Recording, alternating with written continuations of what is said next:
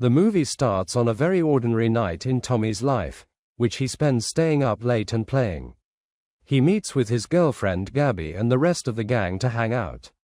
And when the security prevented them from entering the nightclub, then he acted bravely and got into a fight, and fought with the security there, and after this scuffle, the guys moved to another place and continued their party there. Then they started taking drinks, drugs, and chemicals. And of course, Gabby is the only one who didn't drink because of her mind. She's already gone on her own and doesn't need anything from the hells. And the joking continues outside in the street while Tom sits, snorting drugs while sitting at the station, the bus, and then he started staggering in the street. He leans against the walls and falls on the sidewalk, and his legs started hitting each other and he can't lift himself. And at that moment, Arab searchlights lit up the darkness of the night, and the shadow of someone approaching him appeared in the gloom. Then the story moves to a man named Chris, and this man was sitting in a cafe, doing an interview with a woman named Rena so that she could work for him. Chris started asking her strange questions, and very suspicious, like for example, are there any distinctive marks on your body?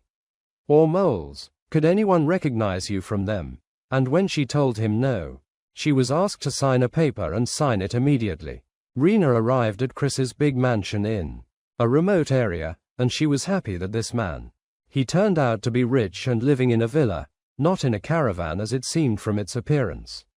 At first, Chris opened the gate and welcomed her, and as soon as I entered the house, he started searching her with a metal detector, and then he asked her to hand over her mobile. Throughout the work period, she thinks that she has signed a confidentiality agreement, meaning she is forbidden to say a single word about what is happening inside the house to anyone outside. And at the moment, this is Catherine, Chris's wife, and she was a woman completely silent and looked out of touch with the world. She didn't even bother to greet Rena. Chris started running Rena towards the house, and behind her the rooms, Jonathan's son's room, and the tour ended in the basement. There was Rena. She was shocked when she saw Tommy sleeping, and chained with a heavy iron chain like criminals. As soon as Marina saw this scene, she was scared and decided to leave and refuse the job. But Chris, in his gentle manner, kept convincing her to stay and not be afraid. He took advantage of the fact that she was an illegal immigrant, and the government wants to deport her, and he told her that was ill, and he has acquaintances in the government who can protect her situation. And he also made her understand that the young man down there, a patient with teenage illness, and they are treating him in this way so that he returns to his mind. Rena, when she agreed to sit, was handed an electric shock device. And the spray is pepper so that she can defend herself if Tommy tries to attack her or make a sneaky move. And Rena started her work at home, and when she went down to the basement to wash the clothes, Tom asks her to help him in a very rude manner. She shook him off completely and didn't respond to him. And at night, the family was preparing dinner. Chris went down to Tommy with the food and said a strange word to him. He said, I also used to be called Tommy long ago. But that was a long time ago. Tommy didn't like the words and threw the food in his face. He threatened him that if he removed this chain, he would take a severe revenge on him. And when Tom tried to pull Chris towards him, Chris cold-bloodedly hit him with the electric shock. He fainted. And after dinner, he went down again and turned on the television in front of Tommy. He started showing him videos of Tommy himself. From social media, he has collapsed in the world. In the video, Tommy and his friends were riding a stolen car while they were completely drunk. And they preferred 5 and the limit, they hadn't worn anything. He sat explaining to the team how many laws he had broken with these actions. Then he showed him a video of himself, he and his son, and they are saying that driving while you are drunk, this is a totally wrong act. It can hurt other people who are innocent, not just die yourself. And Tommy said, this is not a movie. Tommy, this is the bitter truth. Tom tries to pull the chain off the wall with all his strength, but what happened is that he fell and banged into the comedian. and did it to himself because of so much pain. In the morning, Chris suggested to his wife that they go visit their prisoner. Is he reassured, and is the food finished or not? And at the same time, you get to know him. But as soon as Tommy saw her, Rami threw the pants he made in her face. And of course, this. A move that has nothing to do with taste or manners anywhere in the world. He also tried to strangle Chris. But Chris remembered the wrestling lessons he had learned from a friend of his, and he was able to get rid of himself from him easily. Then Chris got ready for his wife, the bathroom to relax, and he went down while carrying a clothes bag, and on the way, Jonathan's son. He asked him if he could read Charlie's stories, the picture book, and the father agreed, but on the condition that his mother doesn't know anything. After that, Chris went down to Tommy, who is still listening to him. Chris told him that he must apologize, and when he refuses, Chris took out a stick and hit him. At home, Chris was talking with his son, Jonathan. The boy asked him when he would be allowed to watch on a movie with Tommy and Marina. It's back. At work, Tom keeps insulting her and mistreating her, until he made her cry out of frustration and wished to go back her country. Chris noticed that she was upset, so Tommy went down, and very politely, he threatened him that he must apologize and bend over. I don't think ********** who ate it. He got scared and apologized, and he said he won't repeat it again. Chris looked at him and said, Tommy, we're not psychopaths or anything, we just raise K. After that, Chris took Tommy and they went upstairs to the prayer room. He installed another chain on the ceiling for Tommy to be able to sit on the couch. And he watches the movie with the family. Muna. Then she chose Charlie's favorite movie and more. When she heard the commotion, she went down and saw them. They are sitting and watching together. I sat with them and shared the moment, and after a while, they were in bed. Catherine told you, Reese, that she was surprised by choosing the movie because it reminded her of Charlie. And here, we find out about the widespread of their eldest son who died. At that time, Tommy, whom they are trying to make a substitute for Charlie. He was down in the basement trying to cut the chain, and the radio next to him was playing a lecture about the harms of drugs. Then he realizes that it's over. Trapped, he decided to follow their rules to put his mind at ease. And the next morning, he apologized heavily. The movement of the pants, and in return it brought him glasses, because of a moment of poor vision, and they sat watching together a video of Tommy hitting one of his friends, and Tom tried to deal with them and say that a police inspector will ask about him, but Chris knew he was lying because he had dug into all his history, and he knows that despite this roughness, he never set foot in the name of the police. Then Chris, I decided throughout the series a bit so that Tommy can. He uses the bathroom instead of relieving himself in the bucket, and Catherine got him clothes and books to entertain himself, but Tommy is like any typical teenager. He mocked the books and said that no one reads nowadays, and suddenly the bell rang and continued.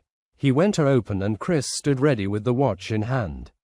The electrician. So Tommy doesn't make any stupid move, he got the one at the door, just a delivery guy, and Jonathan, with his innocence, was the one who opened for her the gate, as the mother sat and warned that it was wrong to open it for any stranger. After that, Chris sat down and invented a new system for the chain so that Tommy could move. At home, he was relaxed, but his wife interrupted him and told him that she found cigarettes with their son. But I talked to Jonathan and suspected that the boy was smoking cigarettes so that he could forget the death of his older brother, and the boy, they promised him that he wouldn't repeat it, but the family decided to raise him in a strange way, making him smoke several cigarettes in a row. Some did it to make her hate it, and when Marina came again, Tommy sincerely apologized to her and gave her the gum, and when I walked away, he tried to steal her toolbox bag. But Chris showed up at the wrong moment, and ruined the plan. Tommy was hoping they'd let him fade away, and promised that he wouldn't say a word to anyone, but the parents decided to show another video, and this time it was a DVD in which he is stealing a mobile phone from a small child. Tommy saw himself bullying. At his weakest, he began to cry seriously. When he felt remorse, and it increased when she saw that Tommy had started to change for the better. She asked. Her husband spoils her a little, and on his birthday, they brought him a cake and promised him a big surprise. But for the surprise to be complete, he had to be put to sleep with chloroform, so he wouldn't see the road. Tommy woke up and found himself in a green and beautiful garden as if on a trip. But of course, the chain was still around his neck, and tied to a stake in the ground. Chris, Adish, and Hamer and Catherine are discussing with Tommy in the books, and Jonathan is playing tennis. And when it was time to return, Nemo again, and when he woke up, he found himself in a new room on the first floor, and Chris told him that this was a reward for him. But they put a bell on his neck, so that they always know where he is, and he started moving in the house, according to the railway system installed by Chris and Tommy. He was very happy with this freedom to the extent that he is swinging on the chain. Then Tom starts asking Jonathan about the previous owner of this room, but the boy refused to talk to him. He dodged the answer, and Marina was cleaning. Tom asked her to open the lock for him, so he could go down to the ground floor. But she told him that she didn't know the code. Chris was. He takes Tommy's measurements to develop the series, and he started getting involved in their personal life, and he suggests to Christy to make romantic gestures for his wife so that love is renewed. And suddenly they discovered that Rena was in danger, and someone was watching her, so Chris offered her to live with them in the house, because the place spacious, and the basement became empty.